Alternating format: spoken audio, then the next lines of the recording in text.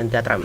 Y bueno, gente que todo un blef igual, ¿eh? Sí, yo quiero sí, decirle claro. acá a la ciudadanía que dice, viste que se pelearon y lo demás. No, chicos, acá no se pelea nadie. Y lo más puso la manguera, sacó los datos, ahora se los dan a Peter Thiel para que los procese y acá no ha pasado Ese nada. Peter Thiel es el interesante. Ese es el ¿no? señor del mal. Tenemos que hacer Es una columna interesante. cuando quieras. En cualquier momento. Peter Thiel. Anótenselo por ahí. Hombre. Acá, viste, te lo anotas acá para no olvidarte. Cuando yo jugaba, cuando éramos pibes y jugábamos a los flippers, ¿no? A los cosos. Tilt. El tilt era cuando le pegabas a la máquina y se Ya en el tiltaba. 99, en Silicon Valley, se lo conocía a él y a sus 3 amigos ingenieros como la mafia de PayPal. Ah, mira qué lindo. Claro, porque es el inventor de PayPal. De PayPal. La primera ¿PayPal o billetera PayPal? virtual. PayPal.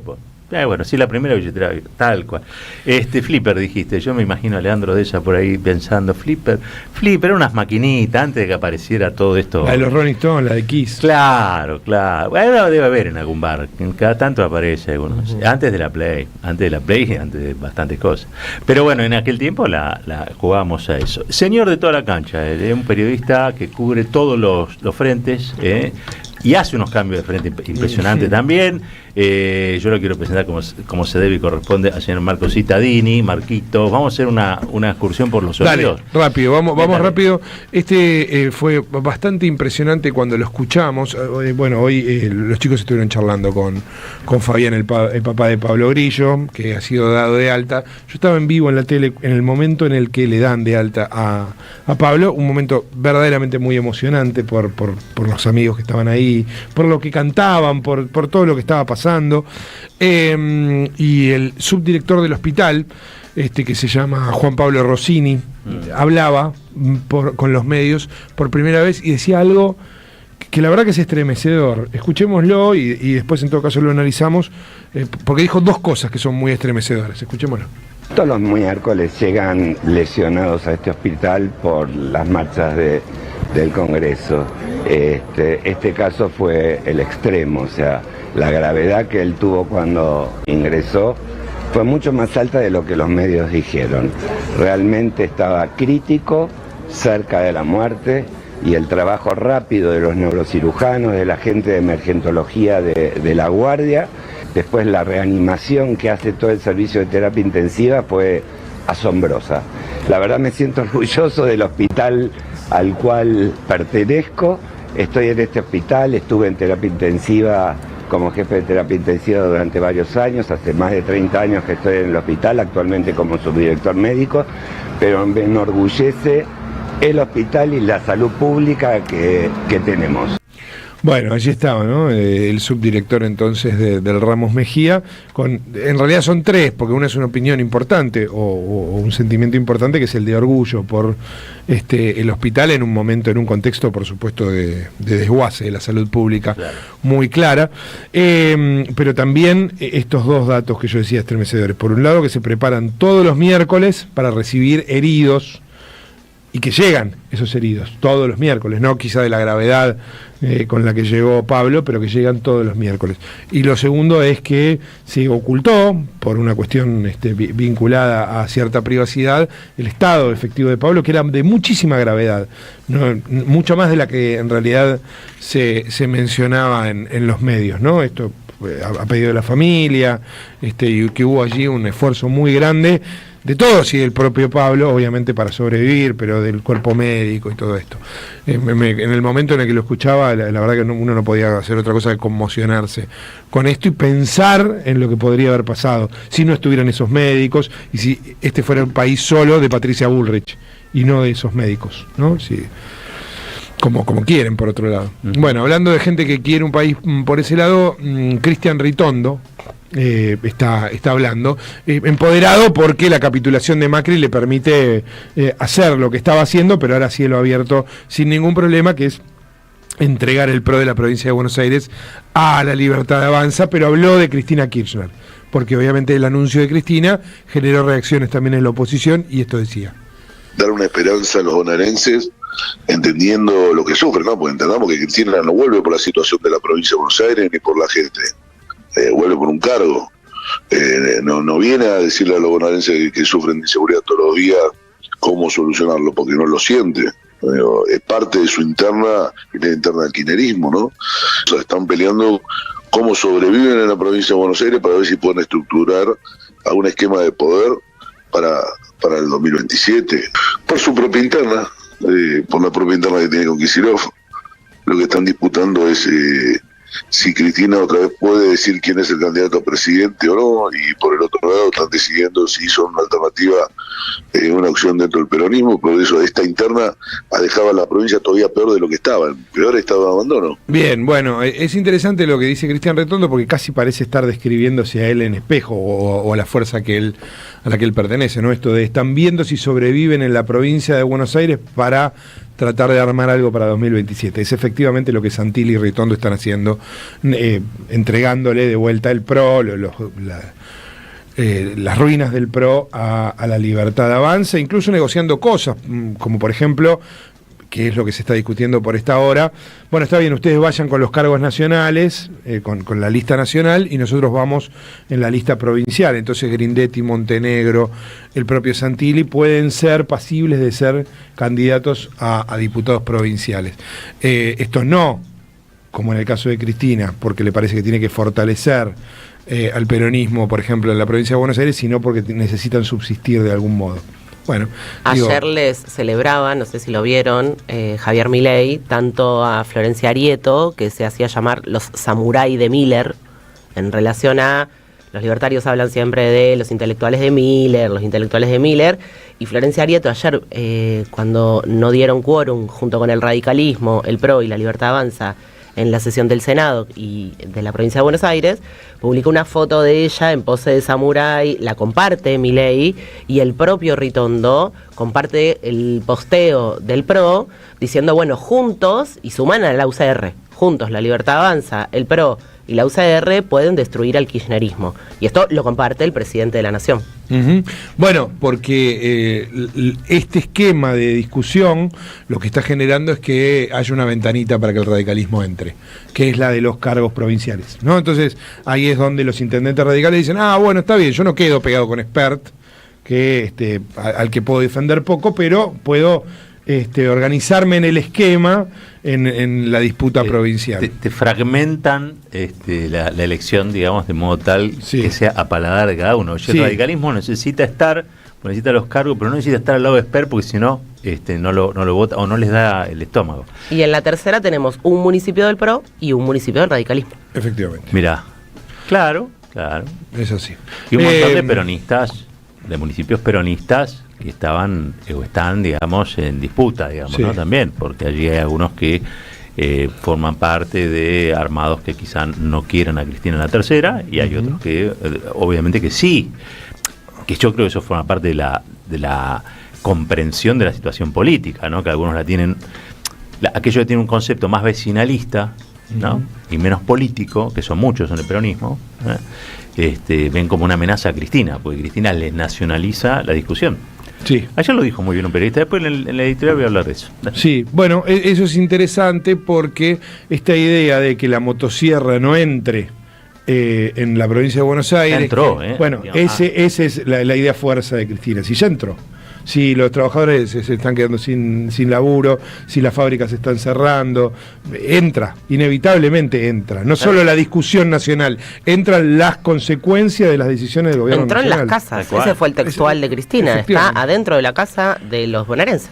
Efectivamente, vamos a escuchar al Gordo Dan, porque bueno, en ¿Vos sabés lo que me putean por esto? Sí, porque pasamos a esto, pero bueno, muchachos, hay que escuchar. ¿Qué va a hacer? Eso sí. Tiene razón, dice. Hay que escuchar. Pregúntele a Valeria Dicroche. Esto es radio, tuvo que ¿verdad? hacer un libro mirando, leyendo, escuchando. Bueno, es así. Hay que escucharlos. El Gordo Dan diciendo, yo a Cristina le gano caminando. Yo le gano caminando a Cristina. Sí. Esa es la verdad. Sin dudas. Es objetivo. ¿Vos tenés alguna duda, Gordo? Yo no. Es más, creo que el capitán del barco no se tiene que poner con alguien de menor nivel. Creo que... No, te queda chico ir a pelear con tendríamos que ir a pelearle nosotros a Cristina. Ya no está a tu nivel. Gordo Pablo compitiendo contra Cristina Kirchner, ¿cómo la ven? La papea, La papea, Gordo. Sí, papea, Qué campaña, boludo, por Dios. Qué campaña. La Aparte, de todo el más tiempo divertida de la era concejal de la tercera sección. Es increíble, boludo. Aparte, con el ego que tiene la vieja. El final del cuquismo es una cosa hermosa. verdaderamente gigiante. Bueno, ahí está. ¿Vos querés que yo diga algo? No. Me mirás. Y Croce, juéguesela, vamos, juéguesela. Mira, esas mismas personas que estás escuchando, Sí. una de las voces es del Gordo Pablo, la otra es, porque además ¿Quién todo, es el ¿no? Gordo? El Gordo, ¿Quién es el Gordo el Gordo Pablo? Redes, el Gordo Pablo, el Gordo Política, digo, toda esa construcción narrativa que hacen, ese glosario despectivo que tienen.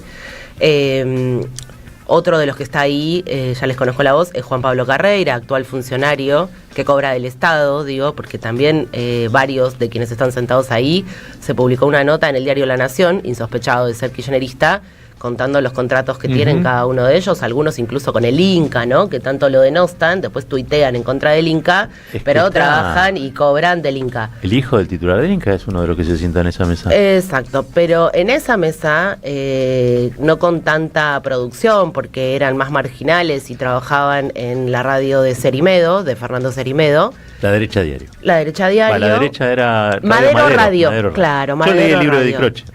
Ellos estaban sentados ahí y yo recuerdo con mucho espanto, porque no me deja de sorprender, el día después del intento de asesinato de Cristina Fernández de Kirchner, estaba ahí Ramiro Marra, hoy corrido de ese armado, estaba Agustín Romo, hoy diputado provincial, jefe del Bloque de la Libertad Avanza, estaba Juan Pablo Carreira, estaba Daniel Parisini, estaba este chico Martín, el Gordo Pablo, y se estaban riendo a carcajadas de lo que había pasado, no ponían en duda en sí el atentado, sino la inutilidad de quien había intentado asesinar a Cristina.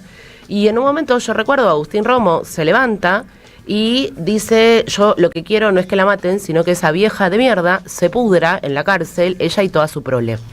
Y argumenta esto por todo lo que Cristina le había hecho a Menem, que yo le quiero recordar a todos, Cristina no le hizo nada a Menem, digo, pero su construcción narrativa desde ese entonces, estoy hablando de 2022, pero ya venía de antes, era de una hostilidad. El nivel de maltrato que tienen hacia todo lo popular es extraordinario. Bueno, también tienen maltrato hacia los datos. ¿Por qué? Porque la diputada nacional Juliana Santillán fue a discutir ayer a TN, a defender algo absolutamente indefendible. Se cruzó con una residente del Hospital Garrahan. La verdad que la diferencia de argumentación y de fundamentos que tenían una y otra fue bastante evidente. Esto que hace vos es como exponernos un poquito al virus para sacar la autodefensa. Espero que digamos, sí. Aumentar la defensa Espero corporal. que sí, espero Bien, que sí. Vamos. Pero Juliana Santillán en determinado momento empezó a hacerse un lío con los números importante, lo que demuestra que no solo que no tiene mucho apego a la información y a los números, sino que está completamente desencajada y absolutamente afuera de la realidad que viven todos los argentinos. Fíjense ustedes lo que ahí dice acerca de la canasta básica total y la confusión que le entra. ¿Qué dijo? Canasta básica total de una familia de 4 miembros en el mes de mayo por el INDEC, 360.000 pesos. Creo que la doctora había dicho 800.000 o una cuestión así. Falso. Los datos del INDEC dicen que una familia necesitó 360.000 pesos para lograr la canasta básica. Me parece que no para 4 personas. 4 personas con 360.000 pesos. Es importante. Bueno, pero ella dijo que ella no podía pagar un alquiler porque no llegaba a la canasta básica. Bueno, 360.000 pesos es lo que se necesitó de acuerdo al INDEC. Y ella, como decía, vive sola, no podía mantenerse. Bueno, creo que hay mucha carga política sobre las opiniones de muchos. Bueno, ahí está, hay mucha carga política sobre las opiniones de muchos, pero hay que tener datos reales, concretos y ciertos. Se estaba completamente equivocada. Martín Redrado es el que escuchan, que le termina diciendo: no, para, te estás equivocando. La canasta básica para 4 personas no es 360.000 pesos ni de casualidad. La doctora a la que ella cita es la que efectivamente estaba dando los datos correctos, que es una médica residente del Garrahan, ¿no? Que estaba defendiendo su lugar de trabajo y la tarea que hacen. Pero la verdad que esto no viene de ahora, porque Mario Lugones, hace unos meses, el ministro de Salud, en la AmCham, hace unas semanas, no unos meses, en la AmCham decía lo siguiente.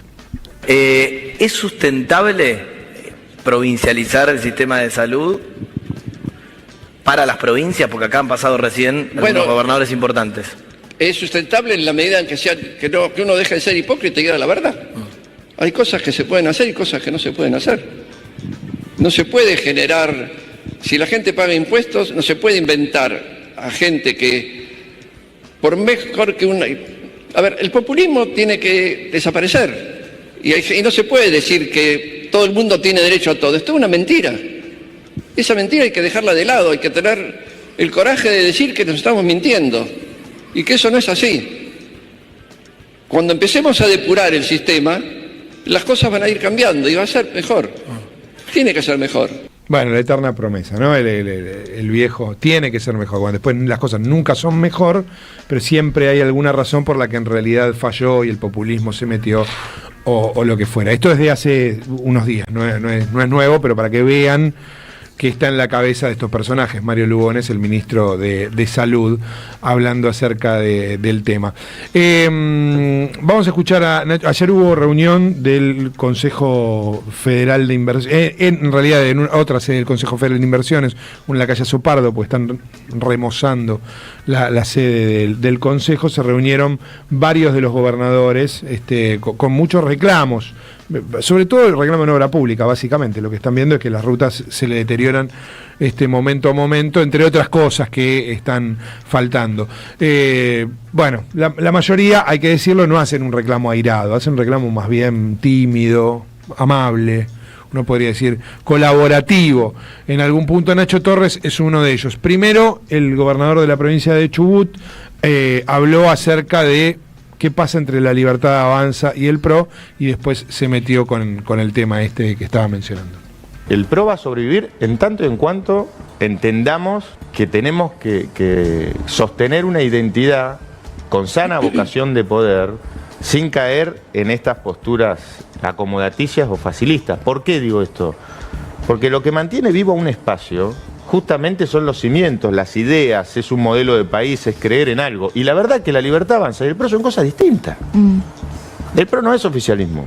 El PRO perdió las elecciones a nivel nacional. Partamos de esa base, porque algunos están confundidos y creen que es lo mismo. No es lo mismo. Y eso hay que asimilarlo, y en todo caso, en algún distrito se podrá hacer un acuerdo electoral frentista, pero eso no quiere decir fagocitar a un espacio y creer que somos todo lo mismo. ¿Por qué? Porque es hipócrita. Porque si en un momento competiste pensando en otro modelo de país, y es raro que evoluciones en el pensamiento de un mes al otro, porque eso, ¿sabés qué es? Eso es ir al resguardo de los vencedores.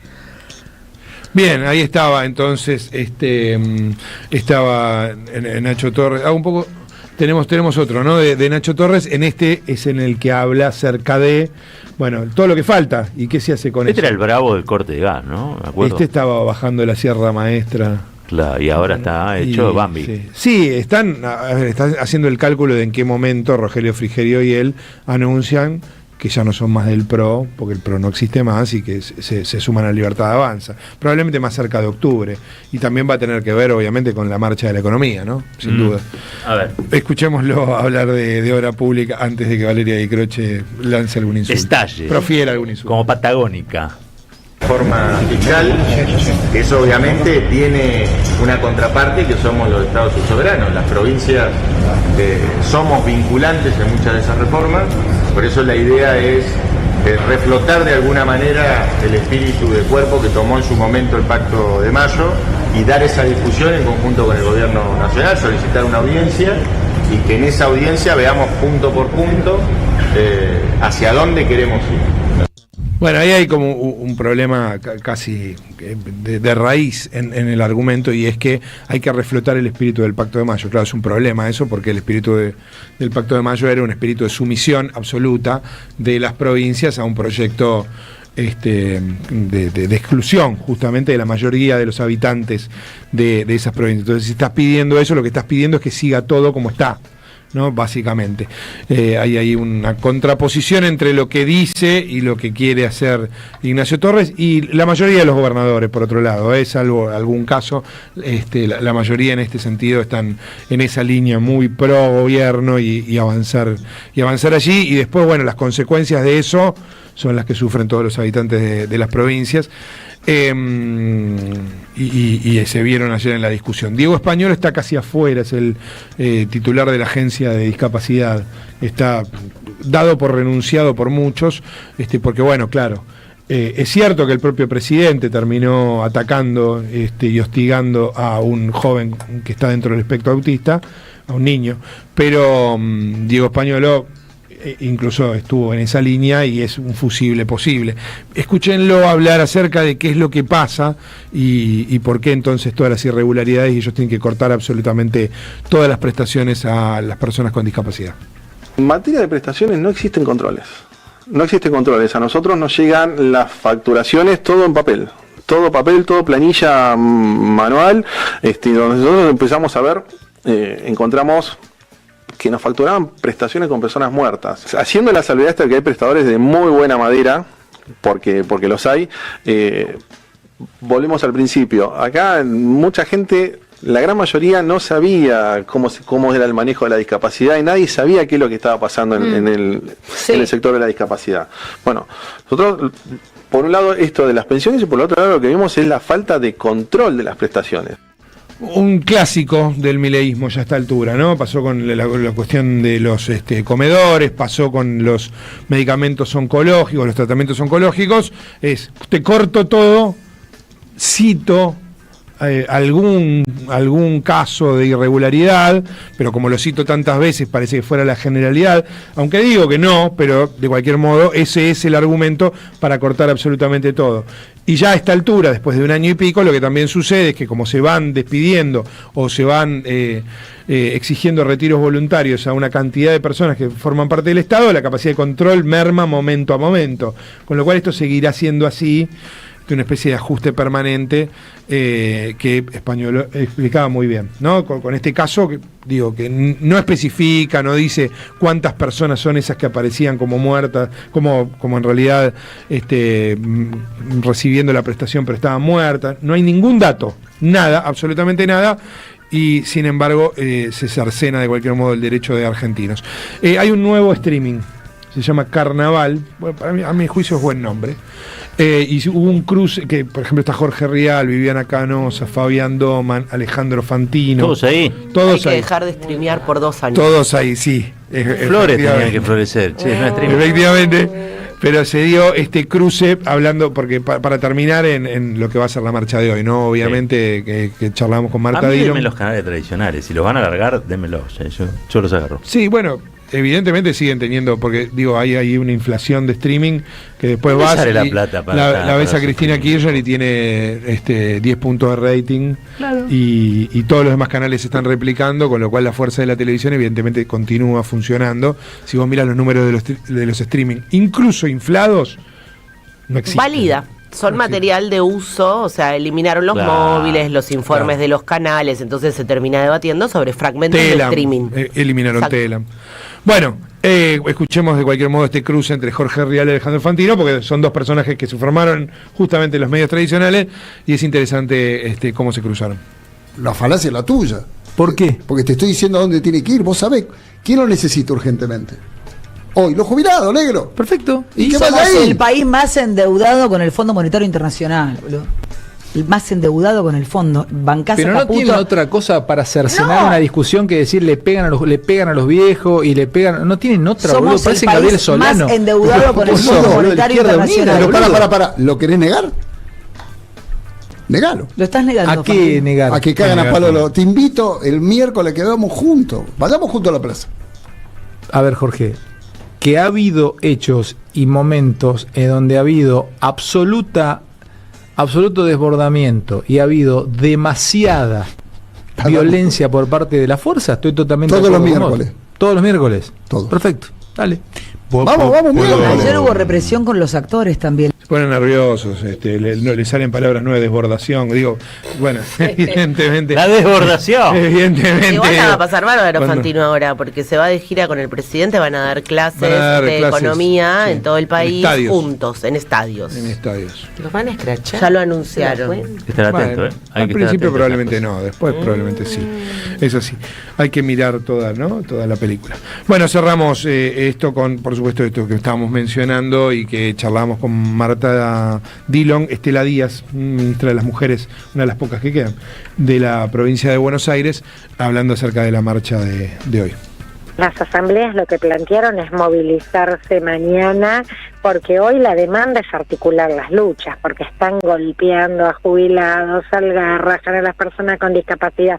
Entonces, no hacerla el mismo martes, aunque en algunas localidades hubo movilizaciones hoy, pero llamar todo el movimiento mañana, acompañar a jubilados y a jubiladas, y en esta, es decir, ataca a las mayorías del pueblo este modelo y es profundamente violento, así que con más razón Ni Una Menos hoy se expande, para abrazar todas las causas. Pensamos